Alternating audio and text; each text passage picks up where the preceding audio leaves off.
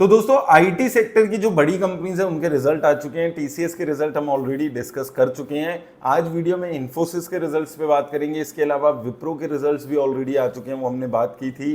काफ़ी खराब रिजल्ट्स थे विप्रो के, एचसीएल टेक के और टीसीएस, तीनों के जो रिजल्ट्स थे वो उम्मीद से काफ़ी खराब रिजल्ट्स आए हैं, जो कि एक तरीके से दिखा रहा है कि जो आईटी सेक्टर की गिरावट है उसको जस्टिफाई कर रहा है। और जो आईटी सेक्टर में उम्मीद की जा रही थी कि एक बार की प्रॉफिट्स अच्छे नहीं होंगे, उसी के हिसाब से वो नंबर्स आपको देखने को मिले हैं। लेकिन इन्फोसिस में ग्रोथ आपको ओवरऑल देखने को मिली है। आइए एक बार डिटेल में रिजल्ट्स देख लेते हैं।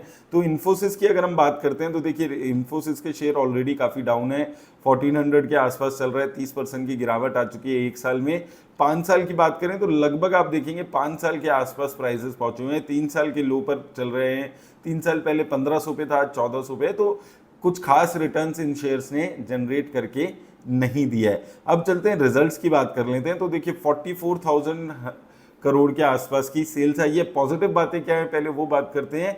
तो पॉजिटिव बात क्या है, year on year, quarter on quarter growth देखने को मिली है सेल्स में भी और प्रॉफिट में भी। यहाँ पर भी देखेंगे क्वार्टर ऑन क्वार्टर और ईयर ऑन ईयर भी प्रॉफिट में ग्रोथ देखने को मिली है। तो यहाँ पर फाइनली कुछ ग्रोथ आई है। वो ग्रोथ कितनी है, ग्रोथ की अगर हम ओवरऑल बात करते हैं तो देखिए बहुत ज़्यादा ग्रोथ नहीं है, लेकिन जो बाकी 3 कंपनीज के रिजल्ट थे उसके हिसाब से अगर आप देखेंगे तो आपको ये रिजल्ट अच्छे नजर आएंगे।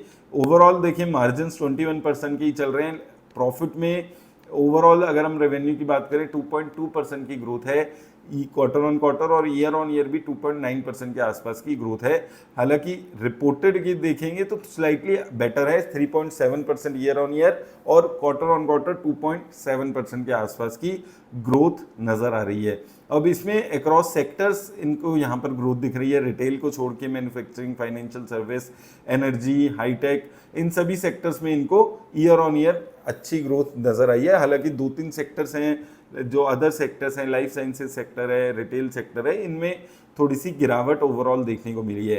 इंडिविजुअली अगर हम देखें तो यूरोप से ज़्यादा बेटर ग्रोथ यहाँ पर आ रही है। नॉर्थ अमेरिका फ्लैट हो चुका है बिल्कुल, rest of the world flat है। तो ये जो नॉर्थ अमेरिका का जो कंसर्न है वो अभी भी बना हुआ है। तो अमेरिका से बहुत ज़्यादा खास ग्रोथ नहीं देखने को मिल रही है। ये एक सबसे बड़ा कंसर्न यहाँ पर इनके लिए रहने वाला है। ग्रोथ की बात करें, विंस की बात करें तो विंस यहाँ पर स्लाइटली बेटर है। ओवरऑल अगर आप देखें एक्टिव क्लाइंट्स इंप्रूव हो रहे हैं, नए नेट जो क्लाइंट ऐड हुए हैं वो भी ज़्यादा हैं।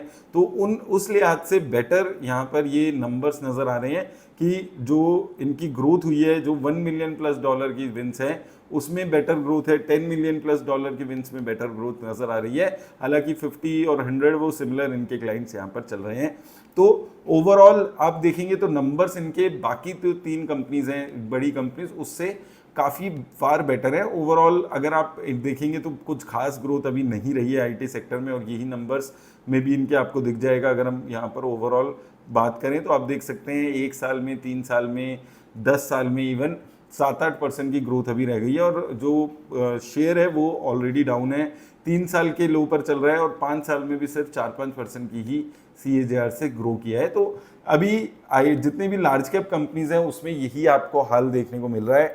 सिमिलरली यहाँ पर मैं यही मानूंगा कि 1300-1350 के जो लेवल्स हैं वो एक अच्छा सपोर्ट का काम इन्फोसिस में कर रहे हैं। और आईटी सेक्टर में जो नीचे लेवल्स पे आ रहे हैं, नेगेटिव न्यूज़ के चलते क्रैश हो रहा है, वो एक अपॉर्चुनिटी बनती है इन्वेस्टर्स की। थोड़ा बहुत पैसा अगर आप लगाना चाहते हैं थोड़े सेफर साइड पे तो एक अपॉर्चुनिटी मिलती है इन्वेस्टर्स को पैसा बनाने की। लेकिन याद रखिएगा कि लॉन्ग टर्म के अभी ये जितने भी बड़ी कंपनीज है आईटी की, इन्फोसिस, टीसीएस, विप्रो, ये लॉन्ग टर्म के लिए अगर आप सोच रहे हैं तो लॉन्ग टर्म में कुछ भी नहीं होगा। अगर आप शॉर्ट टर्म में कुछ ट्रेडिंग के एंगल से, शॉर्ट टर्म पोजीशन बनाने के एंगल से इन कंपनीज को आप देखेंगे तो ही शायद आप कुछ 5-10% इनमें बना पाए। लेकिन ओवरऑल ऐसा कुछ अभी ये कंपनीज कर भी नहीं रही है आगे कि आपको लगे कि बहुत बड़ा टर्न अराउंड हो जाएगा।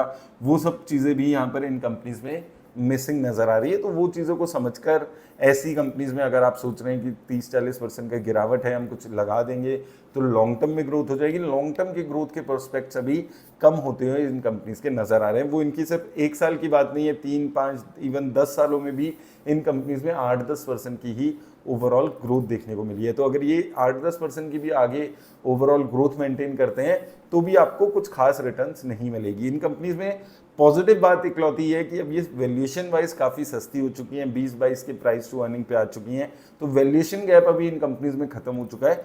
ये इकलौती एक पॉजिटिव सिल्वर लाइनिंग यहाँ पर इन कंपनीज में आपको देखने को मिलेगी। तो उम्मीद करता हूँ आपको हेल्प मिलेगी इस वीडियो से। याद रखिए किसी भी तरह की इन्वेस्टमेंट की राय नहीं है। धन्यवाद।